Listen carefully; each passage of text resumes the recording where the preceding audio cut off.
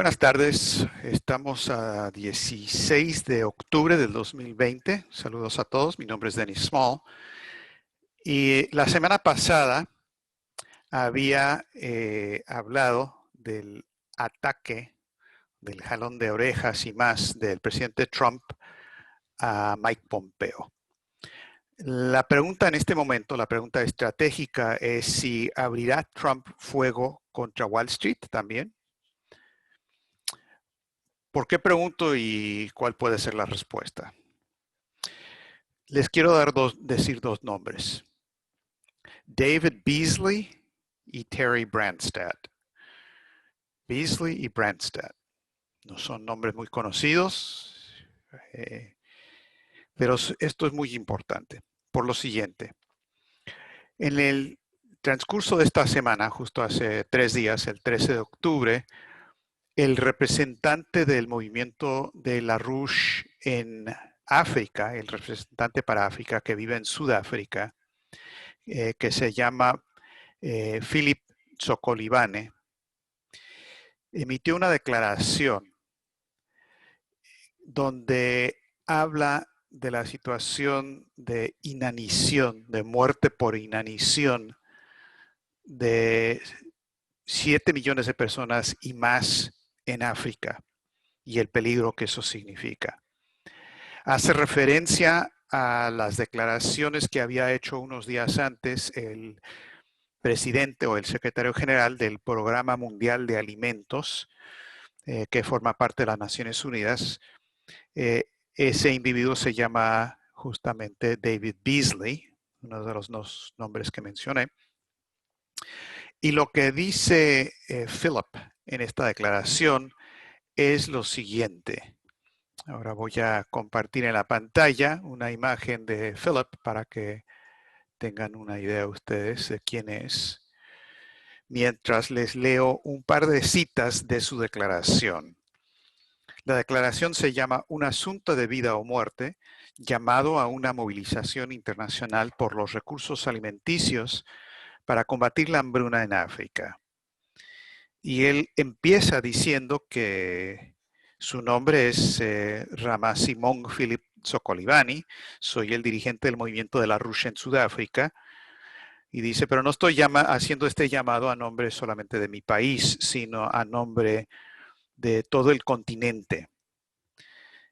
Dice, en estos momentos muchos millones de mis hermanos africanos están muriendo de hambre, padecen hambre a consecuencia de un subdesarrollo impuesto deliberadamente en mi continente, impuesto por la potencia neocolonial del Imperio Británico, por medio de su poder financiero en la City de Londres y en Wall Street, que ahora se combina con una pandemia global y la plaga de langostas y otros desastres naturales que afectan la producción de alimentos en el continente.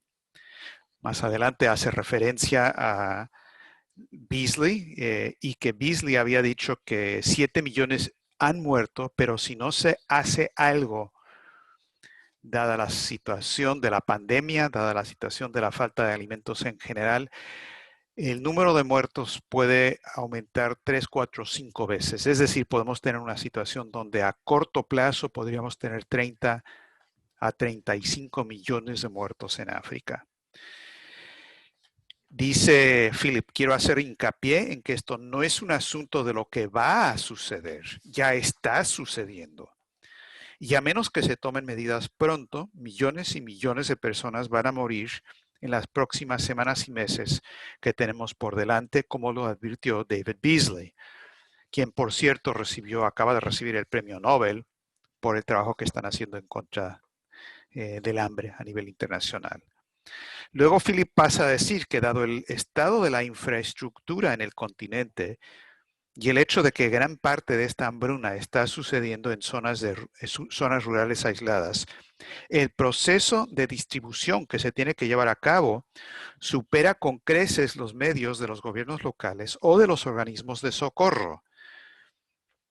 Dice, considero que tenemos que movilizar las capacidades logísticas de las fuerzas militares más capaces a nivel mundial y diseñar una estrategia para llevar los suministros alimentarios desde las naciones que los producen, como Estados Unidos y Canadá, y llevarlos directamente a quienes los necesitan, que unan sus fuerzas los aliados y los enemigos por igual en el mayor de los esfuerzos humanitarios. Pasa a apelar directamente al presidente de Estados Unidos, Donald Trump, pidiéndole asuma este reto, dele a los granjeros estadounidenses la misión de producir alimentos para alimentar a quienes padecen hambruna y al mismo tiempo que despliegue los enormes recursos de las Fuerzas Armadas de Estados Unidos en una misión de caridad para llevar alimentos a quienes los necesitan en mi continente. Y al cerrar dice que esta debería ser una razón suficiente para llevar a cabo esa cumbre internacional de las grandes potencias a la que ha llamado la gran señora Helga Zeppler-Rouge, presidente del Instituto Schiller. Ahora, la señora LaRouche respaldó de inmediato este llamado de Philip, pidiendo una movilización internacional en torno a esto, por dos razones que terminan siendo la misma. Primero, por razones elementales de moralidad y la ciencia de la economía física, diciendo que la aptitud moral para sobrevivir depende de cómo respondamos a la situación de África y situaciones parecidas en otras partes del mundo. Eso por un lado. Y por el otro lado, porque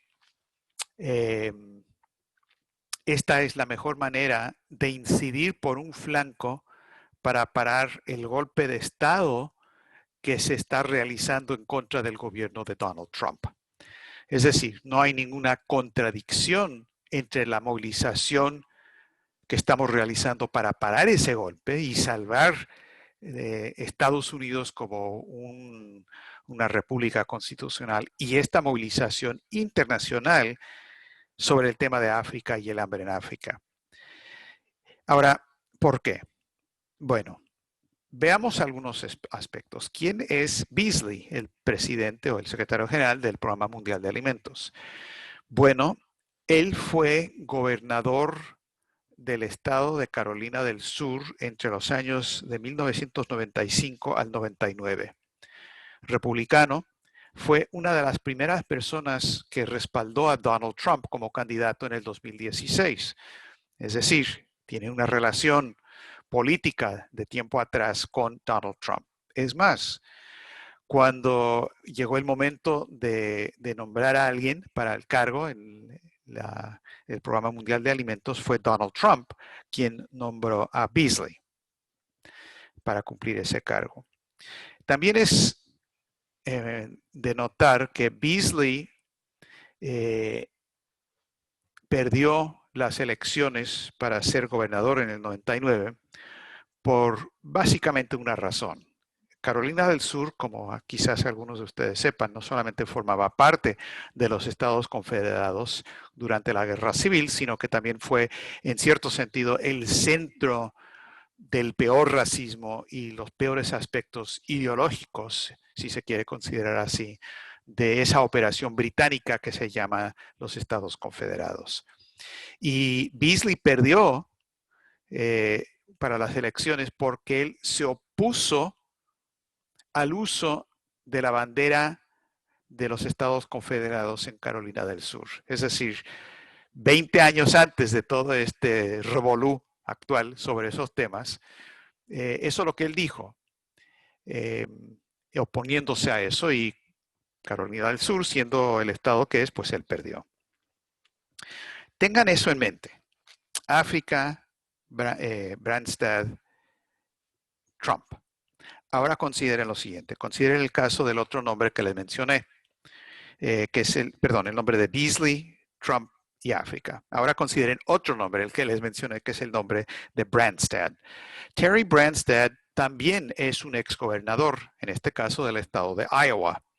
Él fue gobernador de Iowa, creo que hasta el 2017, si mal no recuerdo, y fue nombrado por Trump como el embajador de Estados Unidos a China.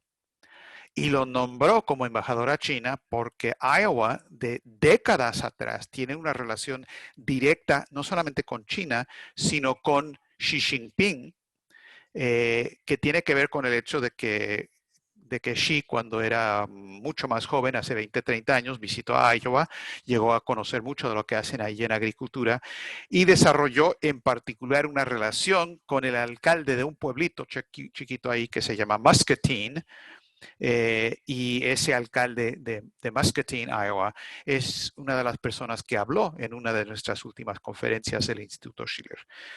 Total, Branstad fue el embajador hasta que Pompeo lo sacó hace algunos meses y cumplió una labor verdaderamente muy buena de una relación muy positiva con Xi Jinping, enviado directo de Donald Trump, un poco con la línea de Trump hasta febrero o marzo de este año de apoyo a lo que China estaba haciendo con la pandemia y en muchos otros aspectos.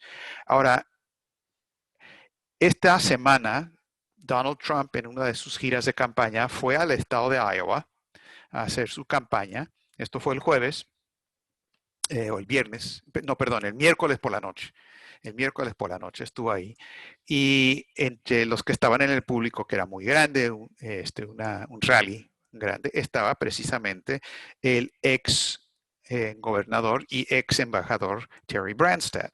Y Trump hizo muchas referencias a Branstad, lo elogió, se tomó unos 5 o 10 minutos para hablar de él, todas las cosas maravillosas que había hecho, elogiándolo. En el transcurso de eso también elogiando la relación con China, si bien es cierto que Trump también en ese discurso, como en casi todos, atacó a China, que dice que porque no protegieron al mundo de la pandemia, que el virus chino, etcétera, etcétera. No es que haya dejado de hacer eso, pero mencionó y en detalle el papel de Branstad.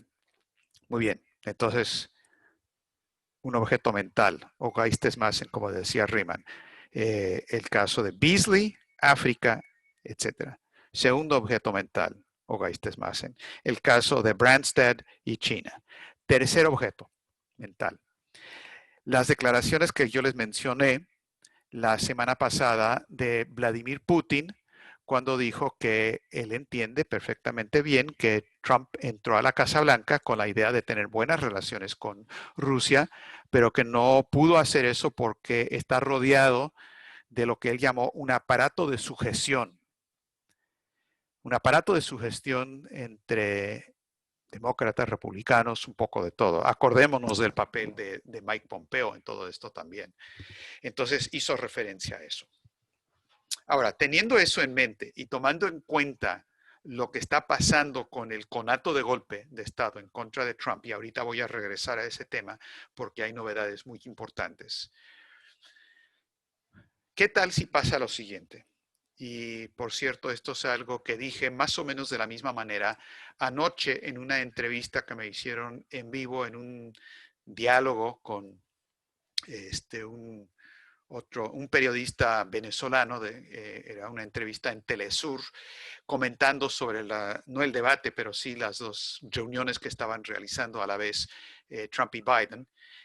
Duró, no sé, 1 hora, 45 minutos, no estoy muy seguro, pero me dieron amplio espacio para hablar de todas estas cuestiones. Y lo que dije ahí, y el público es grande de Telesur, ¿no? Lo que dije es, bueno, tomando en cuenta todo esto, ¿qué tal si Donald Trump en estas últimas semanas antes de la elección dice, ¿saben qué? Tenemos una emergencia de hambruna en África que no podemos dejar que exista. Estados Unidos tiene una responsabilidad moral, como siempre lo hemos tenido desde los tiempos de Washington y Lincoln, para parar esto. Lo vamos a hacer con las capacidades de Estados Unidos en infraestructura, pero lo vamos a hacer en cooperación con Rusia y China. Y acabo de llamar a mi amigo Xi Jinping y mi amigo Vladimir Putin y nos hemos puesto de acuerdo. Vamos a tener una reunión cumbre para hablar de estos temas y cosas relacionadas, pero desde ya, en este momento, antes de las elecciones de Estados Unidos, Vamos a actuar porque no podemos esperar, porque de aquí a las elecciones de Estados Unidos habrán muerto millones de personas de manera innecesaria. Y si eso no le gusta a Wall Street, allá ellos, porque ellos no quieren tener este tipo de política, al fin y al cabo, como ya se los había mencionado en mi campaña del 2016, vamos a tener que volver a aplicar la ley Glass-Steagall. Cierra comillas de lo que podría decir Donald Trump. ¿Lo va a decir? No sé. No estoy diciendo que lo va a decir, pero de que lo puede decir, lo puede decir. Y eso es exactamente por qué ese potencial que existe con Trump es exactamente la razón detrás de la campaña que está aumentando por tumbarlo de la presidencia. Porque ha hecho ese tipo de declaración, porque viene de fuera del establishment, porque sí existe ese potencial de una alianza con las otras grandes potencias para acabar con el Imperio Británico y la City y Wall Street. Y Wall Street está en pánico porque eso bien podría ocurrir. Ahora, el efecto que esto tendría en las elecciones en Estados Unidos, bueno, es muy difícil decir con exactitud. Esto nadie sabe lo que va a pasar. Quien les diga que sabe lo que va a pasar en las elecciones o se les subieron los humos o están mintiendo, porque no es verdad, no se puede saber. Las encuestas no dicen nada, porque primero mienten y segundo, la gente que está con Trump por lo general no responde a las encuestas. Y esto es lo que pasó en el 2016. La pregunta decisiva va a ser si ese bloque de votantes, que es casi un tercio, que no se identifican con un partido u otro, se van con Trump o se van con Biden o dejan de votar. Y si un grupo de demócratas se va con Trump, como ocurrió en el 2016, trabajadores, sindicalistas. Ahora, si Trump hace ese tipo de declaración, del tipo que mencioné, respecto a África, con ese tipo de actitud respecto implícitamente a Iberoamérica, entre paréntesis de ahí, una de las importancias de la entrevista de Telesur, me entrevistaron 2 veces esta semana, entienden que hay un proceso posible aquí, creo yo. ¿Qué pasaría con el voto de los negros, de las minorías, de los hispanos, además de lo que ya está pasando? ¿Qué pasaría? No sé, pero solamente podría ser bueno. Entonces, este es un flanco absolutamente fundamental, porque como hemos dicho desde siempre, Trump tiene que responder no nada más a la retórica en el debate, tiene que responder a los problemas reales físico-económicos que está viviendo la gente.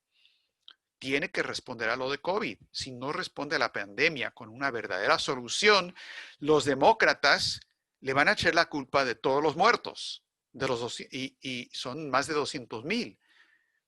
Cuando hay que echarle la culpa a la política de los últimos 50 años del Imperio Británico y de Wall Street, y eso es lo que es la responsabilidad. Pero si Trump no lo dicen, bueno, los demócratas que causaron buena parte de este problema con Biden y sus amigos pueden salirse con la suya. Y lo mismo con la cuestión de la economía. No puedes seguir con estas tonterías de que todo anda bien con la economía porque la bolsa de valores está subiendo. Eso es decir que el hombre está sano porque su cáncer está creciendo, porque la bolsa es un cáncer. Entonces el hecho de que crezca un cáncer no es un buen indicio de la salud del paciente. Entonces, esto es algo que podría cambiar fácilmente en 2 o 3 semanas antes de las elecciones. Estamos en un momento de ese tipo. ¿Por qué? Bueno, la economía física se sigue desplomando, pero de manera acelerada. Veamos el caso del desempleo. Ya sabemos lo que es el desempleo real mundial, ya lo hemos documentado. Como 45% de la fuerza laboral verdadera está en un desempleo real de facto, especialmente en el sector informal. Ya sabemos lo que es el desempleo en Estados Unidos, lo hemos documentado. Llega más o menos al 25% y no se está reduciendo. En Alemania tenemos un nivel de desempleo real, según los últimos cálculos que hemos hecho, de aproximadamente 30%. Voy a dejar los detalles de ese cálculo y por qué a una discusión posterior, porque no tengo tiempo para eso, pero Les aseguro que esto es mucho más realista que la estadística oficial. Ahora, además de eso, estamos viendo un fenómeno que los demógrafos y otros están analizando y llaman muertes indirectas. Dicen que hay muertes indirectas y como los muertes extras por encima de los que se esperaba que se iban a morir en un periodo dado. Bueno, hay más. De esos más, ¿cuánto se debe al COVID, a la pandemia? Bueno, hay cierta cantidad. Pero además de eso, como efecto indirecto de la pandemia, hay otro 20% en las 20 economías más ricas del planeta. No hay estadísticas de las economías más pobres, pero sí pueden imaginar. Ahora, este no es un fenómeno estadístico, este es un fenómeno de economía física. Cuando la economía física del planeta es un ser viviente, es algo vivo, no puedes matar parte del proceso sin tener un efecto en otras partes del proceso. Se ve en esto del desempleo, se ve, por ejemplo, en que Estados Unidos ahorita están aumentando las muertes por sobredosis de drogas. Ha habido un aumento del 10% en los primeros meses de este año, por encima de lo que fue hace un año atrás, que ya era demasiado. Pero ahora con el COVID, con la pandemia y demás, hay ese efecto disque secundario, pero nada es secundario cuando tienes un proceso entrelazado, dinámico, de desplome de la economía física, donde la densidad relativa potencial de la población está bajando como resultado de las políticas que Lyndon LaRouche dijo iban a producir este efecto. Y lo hemos vivido por 50 años y ahora la realidad nos está pasando la factura por los platos rotos. Eso es lo que está pasando. Ahora, el lado monetario y financiero, peor. El Fondo Monetario Internacional acaba de tener una reunión, su reunión anual esta semana con el Banco Mundial. Sacaron un informe que se llama el informe sobre la estabilidad financiera global. Debería ser un informe sobre la inestabilidad financiera global, porque ellos empiezan diciendo que la pandemia ha desatado una crisis económica global de magnitud sin precedente. Y nosotros pronosticamos una contracción económica global aguda para el año 2020. Y luego pasan a describir que hay problemas de deuda de las corporaciones, deuda soberana, deuda de los individuos, todo tipo de deudas que no se puede pagar. Y claro, no mencionan lo que es el problema mayor, que son todos los derivados financieros que están montados encima de esta deuda que no tiene manera de solventarse, no hay manera de que eso sobreviva. Entonces es un castillo de naipes que está construido encima de humo, es humo, eso es lo que son los derivados. Entonces todo esto se viene para abajo. Ellos hacen referencia a eso. En cuanto a los bancos, los tres bancos más grandes de Estados Unidos, Citigroup, JP Morgan y Wells Fargo, hay información sobre lo que pasó en el tercer trimestre de este año con todos los grandes bancos de Estados Unidos, donde está ocurriendo exactamente lo que nosotros denunciamos hace algunos años.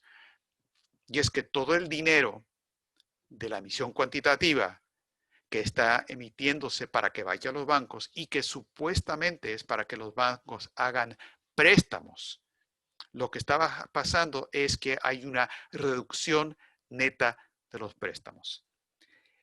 Los depósitos, producto de la Reserva Federal y demás, aumentaron en 3% desde mayo hasta la fecha. Los depósitos han aumentado 3.7%. Los préstamos de los bancos han bajado 3% desde mayo. O sea, están recibiendo todo el dinero de la Reserva Federal para cubrir la burbuja, pero no solamente no están prestando, están reduciendo los préstamos. Esto es un indicio, solamente uno, de una situación de un sistema bancario en bancarrota total. De ahí la histeria respecto a la parte económica y en cuanto al golpe en contra de Trump. Esta gente está haciendo cosas tan descaradas que si no hubiera el lavado cerebral de la población por los grandes medios controlados por los mismos intereses, nunca se toleraría. ¿Qué es lo que pasó esta semana? Bueno, todo el mundo ya sabe que Facebook y Twitter y demás simplemente censuran lo que no les gusta. Y esto no es un gobierno, supuestamente. O sea, malo que lo haga un gobierno. Son intereses privados, son grandes intereses financieros que han asumido el poder y tienen el derecho, supuestamente, para simplemente censurar lo que se les pegue la gran puerca gana. Y lo que se les pega la gana es censurar todo lo que va en contra de Wall Street, todo lo que tenga que ver con la Rush y todo lo que tenga que ver con el golpe en contra de Trump. Esta semana, el New York Post, no es cualquier periodicucho, el New York Post es el cuarto periódico en tamaño en Estados Unidos, basado en Nueva York. Ellos publican los detalles documentados de la computadora del hijo de Joe Biden que revelan con los talones de recibo que Biden, hijo, estaba trabajando con Burisma y otros grupos de Ucrania y otros grupos internacionales, recibiendo dinero ilegal por la influencia que podría tener con su papá, el entonces vicepresidente Joe Biden. Documentadísimo. Y lo que pasa es que Twitter decidió que no, eso no iba a salir. Esto causó un escándalo total, tuvieron que dar un paso atrás, pero no antes de establecer este antecedente, este precedente de que ellos pueden censurar lo que quieran. Luego está otro indicio de lo mismo. El famoso debate que iba a ocurrir entre Trump y Biden no ocurre porque, bueno, porque Biden, pobrecito, no puede debatir con nadie. Él tuvo su reunión en televisión nacional, pero no fue una reunión de Biden, fue una reunión de su teleapuntador, el teleprompter. Él no puede sin eso. Pero como dijo Trump, no es culpa de Biden, nos va a pasar a todos. Le pasa a la gente cuando son muy grandes, tienen problemas de cierta demencia y eso es lo que ocurre. La cuestión aquí que es inimaginable es que el Partido Demócrata lo haya nombrado como candidato presidencial. Pero como dije en la entrevista de Telesur, el asunto aquí no es por qué decidieron poner a Biden de presidente. Biden no va a ser presidente. Si él gana, la que va a ser presidente es Kamala Harris. Y ella es representante directa de estos intereses de Wall Street. Entonces, resulta que la persona que iba a ser el moderador neutral del debate, un tal Scully de C-SPAN, pues lo agarraron con la mano en la masa esta semana porque envió un mensaje, no sé si era correo electrónico, Twitter, lo que sea, que él seguramente pensó que era privado, a Scaramucci, que era Tony Scaramucci, creo, un ex asesor de Trump, ahora enemigo de Trump, hablando con él de cómo Scully debería responder y llevar adelante el debate. Es algo absolutamente inmoral, falta de ética y todo lo demás. Cuando dicen y encuentran que emitió ese correo o ese tweet, el desgraciado de Scully miente y dice, no, es que me hackearon. Eso fue hace 2 semanas. Esta semana, claro, tiene que aceptar, no fue un hackeo, yo lo hice, mea culpa, mea máxima culpa. Y claro, lo suspenden de C-SPAN. Entonces, toda esta cuestión de lo que está pasando en Estados Unidos, la cuestión del golpe, la cuestión de lo que pasa económicamente, lo que puede pasar, se ha vuelto un tema central de interés internacional.